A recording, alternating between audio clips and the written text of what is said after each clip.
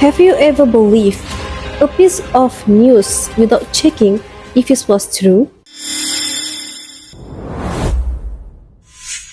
Hello everyone, my name is Nurhanani Husna binti Mama Hamdi, and today I would like to introduce a book titled Propagandis ZAMAN by Subki Abdul Latif.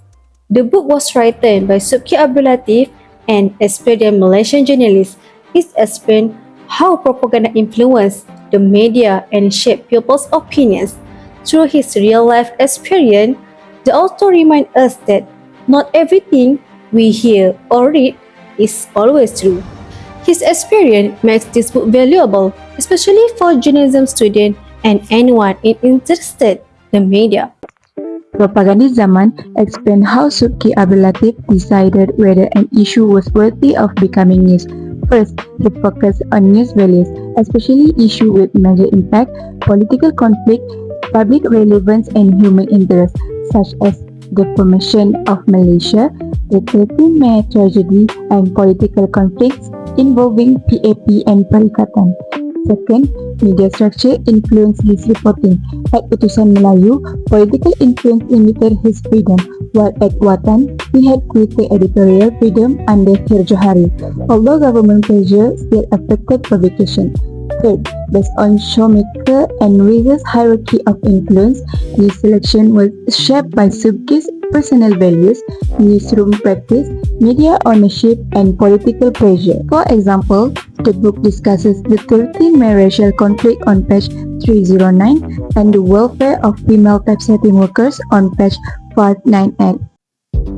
Propagandis ZAMAN highlights the ethical principles of Subki Abdul Latif as a journalist. From the expected code of ethics, Subki emphasized truth by reporting facts even when they were uncomfortable. He upheld independence by founding alternative newspapers like Suara Rakyat in Malacca to resist political pressure. He showed accountability through consistency, courageous writing, while striving to minimize harm with a relaxed, non-provocative style. From the lens of Islamic perspective, Subki practiced siddiq, writing truthfully without exaggeration. He saw journalism as an amanah, a trust to convey people's voice.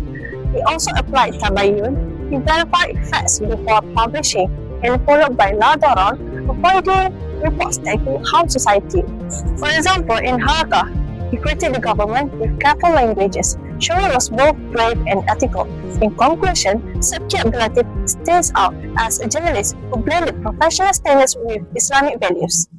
In the high-stakes era of early Malaysian journalism, writers like Subki Abdul Latif faced a brutal professional battlefield.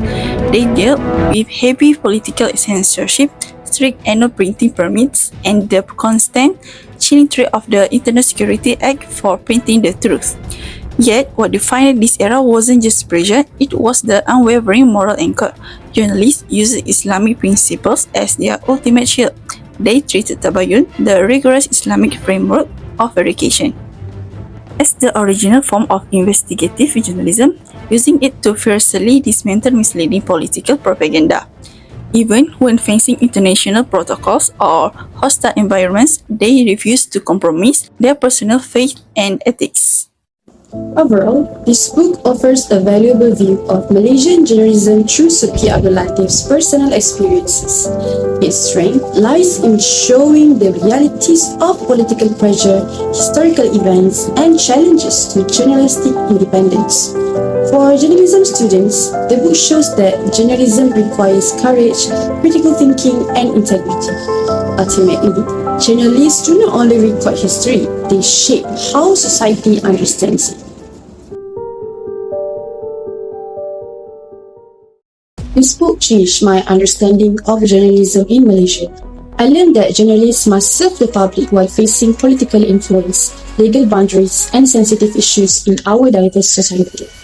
If Subki worked today in Malaysia, he would face additional challenges from social media, misinformation, AI-generated content, and pressure to report quickly. As a journalism student, I realized that speed should never replace accuracy and responsibility. Subki's journey taught me that despite changes in technology and society, Malaysian journalists must remain critical, ethical, and courageous in serving the public interest. My reflection on this is clear. Journalism is never just about surviving under pressure. It is about what you refuse to compromise. External laws and political landscapes will always change, but having a core ethical framework like tabayun is what separates corporate reporting from enduring truth.